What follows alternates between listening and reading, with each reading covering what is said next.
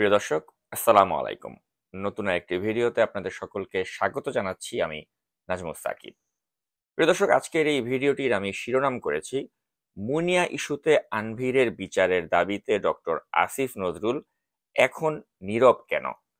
আমি এই প্রশ্নটি তুললাম কারণ তিনি যখন ক্ষমতার বাইরে ছিলেন, অর্থাৎ তিনি যখন শিক্ষকতা করতেন এবং টকশোতে যখন তিনি মাতিয়ে রাখতেন তার নানা ধরনের গুরুত্বপূর্ণ বিষয়ে বিশ্লেষণের মাধ্যমে, সে সময় তিনি সরব ছিলেন মুনিয়া ইস্যুতে এবং তখন নানা সময়ে বহুল আলোচিত এই মুনিয়া হত্যা এবং ধর্ষণ মামলার বিষয়ে তিনি কথা বলেছিলেন এবং আনভিরের বিচারেরও তিনি দাবি করেছিলেন। এবং চ্যানেলের আলোচিত যে অনুষ্ঠান বা টক শো তৃতীয় মাত্রা, সেই তৃতীয় মাত্রায় ডক্টর আসিফ নজরুল তিনি উল্লেখ করেছিলেন যে মাওলানা মামুনুল হকের কথিত দ্বিতীয় স্ত্রীর যে একান্ত ব্যক্তিগত ডায়েরি, সেই ডায়েরিকে রহস্য উন্মোচনের অজুহাত দেখিয়ে মূলধারার মিডিয়াতে যেভাবে প্রচারের মাধ্যমে মামুনুল হককে কলঙ্কিত করার চেষ্টা করা হয়েছিল, কিন্তু একই চিত্র এই মুনিয়া এবং আনভিরের ক্ষেত্রে কিন্তু দেখা যায়নি। অর্থাৎ মুনিয়াকে হত্যা এবং ধর্ষণ করলো আনভির এবং সেই মুনিয়ার হত্যা এবং ধর্ষণ মামলার অন্যতম আসামি সায়েম আনভির, বসুন্ধরা গ্রুপের যিনি এমডি, তার সাথে মুনিয়ার যে কথোপকথন, যে অডিওগুলো প্রচার হয়েছিল সে সময় সামাজিক যোগাযোগ মাধ্যমে, বিশেষ করে নাগরিক টিভিতে সর্বপ্রথম যে অডিওগুলো প্রচার হয়েছিল এবং যেগুলো ভাইরাল হয়ে গিয়েছিল, সেগুলো কিন্তু মূলধারার কোনো মিডিয়াতে প্রচারিত হয়নি। তো মামুনুল হকের ক্ষেত্রে যেভাবে কলঙ্কিত করা হয়েছিল সেই একটা পার্সোনাল ডায়েরিকে প্রচারের মাধ্যমে, আনভিরের ক্ষেত্রে কিন্তু তেমনটি ঘটেনি এবং এই বিষয়টি নিয়ে কিন্তু আসিফ নজরুল ক্ষোভ প্রকাশ করে তৃতীয় মাত্রায় বক্তব্য রেখেছিলেন। চলুন এ পর্যায়ে আমরা সেই ভিডিও ক্লিপটি একটু দেখে নিই। কথা শেষ করেন, তার জি। কথিত দ্বিতীয় স্ত্রীর যে সন্তান, তার ডায়েরি পর্যন্ত আপনি পড়াই দিতে পারেন টিভিতে। আর আজকে আনভিরের যে ভিডিওগুলো আসছে সেটা আপনি টিভি প্রচার করলেন না কেন? তো মানুষের একটু প্রশ্ন আসবে না? এখন ধরেন চ্যানেল আই কারোকে যদি প্রচার না করে, যদি আনভিরেরটা নাও করে, তখন না আপনি প্রশ্ন কম পাবেন। জি। কিন্তু এই জাজ্জল্যমান প্রশ্ন এড়ায় মানুষ কি গাধা নাকি? তো আমার মনে হয় সাংবাদিকতা যে সংকটে পড়েছে, এটার থেকে উদ্ধার সাংবাদিকদেরই বেরো আসতে হবে। সরকার এবং মালিকের যতই টাইট ক্লিপিং থাকুক, কিছু বিশ্বাসযোগ্যতা প্রতিষ্ঠা করা তাদের পক্ষে সম্ভব। দর্শক, এখানেই কিন্তু শেষ নয়। ডক্টর আসিফ নজরুল এই একই অনুষ্ঠানের এই একই পর্বে তিনি মুনিয়ার ব্যাপারটিকে কেন্দ্র করে বসুন্ধরার মিডিয়াগুলো যে ধরনের অপসাংবাদিকতার যে একটা নজির রেখেছিল, বিশেষ করে নঈম নিজাম এবং ইমদাদুল হক মিলনের মতো যারা আনভিরের সেবা দাস, সেই দালালদের কর্মকাণ্ডেরও কিন্তু তিনি তীব্র সমালোচনা করেছিলেন। এবং ডক্টর আসিফ নজরুল সেই টকশোতে তিনি বলেছিলেন যে কালো পুঁজির মালিক এই বসুন্ধরা শাহ আলমের মতো লোকেরা, তারা সৎ সাংবাদিকতার জন্য মিডিয়া বানায়নি। তিনি কি বলেছিলেন চলুন দেখে নেই বিস্তারিত এই ভিডিও ক্লিপটিতে। সাম্প্রতিককালে মুনিয়া নামের একটি মেয়ের আত্মহত্যা কিংবা হত্যাকাণ্ড, তার ফলে বাংলাদেশের গণমাধ্যম, মূলধারার গণমাধ্যম আবারও প্রশ্নের মুখে এবং সামাজিক যোগাযোগ মাধ্যম এই বিষয়ে বেশ সরব। সো আমি একটু আপনাদের কাছ থেকে শুনতে চাই। এক নম্বর কারণ যেটা আমি সবচেয়ে বেশি মনে করি, এখানে যারা অবৈধ পুঁজির মালিক হয়েছে, কালো পুঁজির মালিক হয়েছে, প্রশ্নবিদ্ধ পুঁজির মালিক হয়েছে, তারা সবাই সংবাদ মাধ্যম কিনে নিয়েছে, সংবাদ মাধ্যমের মালিক হয়েছে। এবং আমাদের এই সরকারগুলো, প্রথমে বিএনপি সরকার এবং পরে আরো ব্যাপকভাবে আওয়ামী লীগ সরকার, এই কালো টাকা, অবৈধ টাকা, খারাপ টাকার পুঁজিপতিদেরকে গণমাধ্যমের মালিক হতে সাহায্য করেছে, নিজেদের স্বার্থে সাহায্য করেছে, তাদের পক্ষে থাকবে। এখন এরা যখন আসে, ধরেন বসুন্ধরার মতো গ্রুপটা, সে কি এখানে সৎ সাংবাদিকতা করতে আসছে? সে আসছে হচ্ছে তার বিজনেসের সুবিধার জন্য, একটা রাজনৈতিক প্রতিপত্তি সৃষ্টির জন্য, প্রতিপক্ষকে দমন করার জন্য। হ্যাঁ, এরকম কিন্তু আরো অনেকগুলো পত্রিকা হাউস আছে, আমি শুধু বসুন্ধরা নাম আসছে দেখে সেটা বললাম। এমন সেরকম একটা জায়গাতে গিয়ে সত্যিকার অর্থেই সাংবাদিকদেরকে স্বাধীনতা চর্চা করা খুব কঠিন হয়ে যায়। তারপরে যেটুকু চর্চা করা যেত সেটুকু তারা করতে পারে না কেন, এটা হচ্ছে আমার প্রশ্ন। যেমন ধরেন আপনি আজকে কালের কণ্ঠে আছে ইমদাদুল হক মিলন, বাংলাদেশ প্রতিদিনে আছে নঈম নিজাম, তারা কি আপনার ইয়েকে বুঝাতে পারতো না, আনভিরকে বোঝাতে পারতো না যে এই নিউজটা যদি আমরা কোনোভাবেই না দেই তাহলে এটা আপনার জন্যই বিপক্ষে যাবে? এইটুক ক্ষমতা, বার্গেন করার ক্ষমতা নাই কেন? এইটুক বার্গেন করার ক্ষমতা থাকতে হবে। দেশ রূপান্তর কিভাবে, যে মেয়েটা মারা গেল তার এবং তার বোনের চরিত্র হননের নামে, এটা কি সরকার বলে দিয়েছে? প্রশ্নই আসে না। সরকার বলে দিয়েছে মুনিয়ার চরিত্র হনন করো, পুলিশ বলে দিয়েছে মুনিয়ার চরিত্র হনন করো। এটা বড়জোর বসুন্ধরার মালিক গোষ্ঠীর কোনো একটা সংযোগ থাকতে পারে, বড়জোর। তা আপনি সেখানে মাথা মতো করলেন কেন? লজ্জা হওয়া উচিত তাদের। তো প্রিয় দর্শক, আপনারা দেখলেন আসিফ নজরুলের সেই ভিডিও ক্লিপটি এবং এর ফলে কিন্তু একটা প্রশ্ন এখন মনে জাগতেই পারে যে আসিফ নজরুল জানেন যে এরা সৎ সাংবাদিকতা করতে তাদের মিডিয়াগুলো বানায়নি, তো আওয়ামী আমলে প্রতিষ্ঠিত এ সকল হলুদ মিডিয়া এখনো কেন তাহলে এই অন্তর্বর্তী সরকারের আমলে বহাল আছে, এই প্রশ্ন কিন্তু জাগতে পারে। এবং এই বসুন্ধরার যে মিডিয়া, এই মিডিয়াতে কিন্তু আমাকে এবং আমার সাথে আরো যারা অন্যান্য যারা সাইবার অ্যাক্টিভিস্ট রয়েছেন, অনলাইনে কাজ করছেন, তাদেরকে কিন্তু সাইবার সন্ত্রাসী আখ্যা দিয়ে কিন্তু এই বসুন্ধরার মিডিয়াতে নিউজ হয়েছিল। শুধু তাই নয়, আমাকে কিন্তু তারা শিশু ধর্ষক এই ধরনের অপবাদ দিয়েও কিন্তু তারা সংবাদ বানিয়েছিল। তো এই যে এ ধরনের একটা ক্রাইম তারা কমিট করলো, এর জন্য কি তারা এখনো পর্যন্ত ক্ষমা চেয়েছে? চায়নি। কিন্তু তারপরেও কিন্তু তাদের মিডিয়াগুলো এই অন্তর্বর্তী সরকারের আমলে এখনো বহাল তবিয়তে আছে এবং মুনিয়ার বোনকে বিশেষ করে এই সকল মিডিয়াতে যেভাবে চরিত্র হনন করা হয়েছিল, তারপরেও কিন্তু তারা বহাল তবিয়তে রয়ে গিয়েছে। এখন আমরা জানি যে ডক্টর আসিফ নজরুলকে বলা হয় যে অন্তর্বর্তী সরকারের অত্যন্ত ক্ষমতাবান একজন ব্যক্তি এবং একজন আইন উপদেষ্টা হিসেবে তার কথাকে কিন্তু ডক্টর ইউনূস যথেষ্ট আমলে নেন এবং তাকে মূল্যায়নও করেন ঠিক সেভাবেই। তো 20 মে 2021 সালের 3য় মাত্রার এক এপিসোডে ডক্টর আসিফ নজরুল তিনি ক্ষোভ প্রকাশ করে বলেছিলেন যে এত অন্যায় করার পরেও আনভিরের টিকি বা চুলেরও স্পর্শ পর্যন্ত পাওয়া যায় না। চলুন দেখে নেই সেই ক্লিপটি। এই দেশে আপনার জলজন্ত খুনের মামলা যার বিরুদ্ধে আছে, হত্যা প্রচেষ্টার মামলা যার বিরুদ্ধে আছে, যার বিরুদ্ধে আত্মহত্যার প্রচারণার মামলা আছে, সারা দেশ উদগ্রীব যাদের গ্রেফতার করার জন্য, তাদের টিকিটের নাগাল নাই।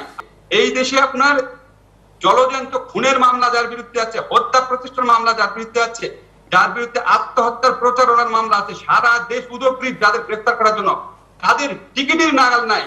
তো প্রিয় দর্শক, জনাব আসিফ নজরুল তিনি বললেন যে আনভিরের টিকিটই স্পর্শ করা যায় না, তার চুলটি স্পর্শ করা যায় না। এখন আমি আসিফ নজরুলকেই প্রশ্ন করতে চাই যে আনভিরের চুলের তো স্পর্শ এখন অন্তত আপনি যদি চান আপনি পেতে পারেন, কারণ এখন ক্ষমতা তো আপনাদের হাতে রয়েছে। আপনারা তো যথাযথ আইনি প্রক্রিয়ার মধ্যে দিয়েই কিন্তু তাদের বিচারের মুখোমুখি করতে পারেন। আপনাদের সীমাবদ্ধতাটা কোথায় যে এখনো পর্যন্ত আমরা বসুন্ধরার ইস্যুতে বা আনভিরের ইস্যুতে আপনাদের কোনো ধরনের টু শব্দ করতে দেখছি না? তো এই প্রশ্ন কিন্তু জনাব আসিফ নজরুল আমি আপনার কাছে রাখতে চাই। তো প্রিয় দর্শক, অতি সাম্প্রতিক অর্থাৎ এই যে গণঅভ্যুত্থানের মাধ্যমে যে একটি সরকার গঠিত হলো, এই সরকার গঠনের আগে দিয়েও অর্থাৎ শেখ হাসিনা সরকারের সময় এই বছরের কথাই বলছি, 2024 সালেই 3য় মাত্রার একটি এপিসোডে কিন্তু ডক্টর আসিফ নজরুল তিনি কিন্তু মুনিয়ার পক্ষে আওয়াজ তুলেছিলেন এবং তিনি আনভিরকে জিজ্ঞাসাবাদ ছাড়াই কেন ছেড়ে দেওয়া হয়েছিল সেই প্রশ্ন তুলেছিলেন এই 2024 সালেরই 3য় মাত্রার একটি টকশোতে। চলুন এ পর্যায়ে সেই অংশটুকু একটু দেখে নিই। যে আমার এখানে যদি বিচার বিভাগের স্বাধীনতা থাকে, আইনের শাসন থাকে, তাহলে এখানে ওই যে মুনিয়াকে আত্মহত্যার ইন্ধন দেওয়ার অভিযোগ যার বিরুদ্ধে ছিল বা মার্ডারের অভিযোগ যার বিরুদ্ধে ছিল, নাম নিলাম না, তাকে পুলিশ জিজ্ঞাসাবাদ পর্যন্ত না করে ছেড়ে দিল কেন? অনেকগুলো প্রশ্ন আছে। যে আমার এখানে যদি বিচার বিভাগের স্বাধীনতা থাকে, আইনের শাসন থাকে, তাহলে এখানে ওই যে মুনিয়াকে আত্মহত্যার ইন্ধন দেওয়ার অভিযোগ যার বিরুদ্ধে ছিল বা মার্ডারের অভিযোগ যার বিরুদ্ধে ছিল, নাম নিলাম না, তাকে পুলিশ জিজ্ঞাসাবাদ পর্যন্ত না করে ছেড়ে দিল কেন? অনেকগুলো প্রশ্ন আছে। তো এখন আমি জনাব আসিফ নজরুলকে প্রশ্ন করতে চাই যে এখন তো আপনি চাইলে আনভিরকে জিজ্ঞাসাবাদ করতে পারেন, সেই ক্ষমতা সেই সুযোগ তো আপনি পেয়েছেন, তো এখনো কেন তাকে বা তার বাবাকে আটক করা হচ্ছে না? কেন তাদেরকে গ্রেপ্তার করে জিজ্ঞাসাবাদ করা হচ্ছে না? এই প্রশ্ন আমি জনাব আসিফ নজরুল আপনার কাছে রাখতে চাই। তো এখন মূল বিষয়টি আসলে অন্যখানে, আমরা যেটা ডাউট করছি এবং বলা হচ্ছে যে এখন নাকি লাখে নয় কোটি টাকায় নাকি দেন দরবার হচ্ছে এবং এমন চাঞ্চল্যকর অভিযোগ কিন্তু আমি নয়, গণ অধিকার পরিষদেরই একজন নেতা ফারুক হাসান তিনি এই অভিযোগটি করেছেন। চলুন একটু ফারুক হাসান কি বলেছেন সেটা একটু শুনে নেওয়া যাক।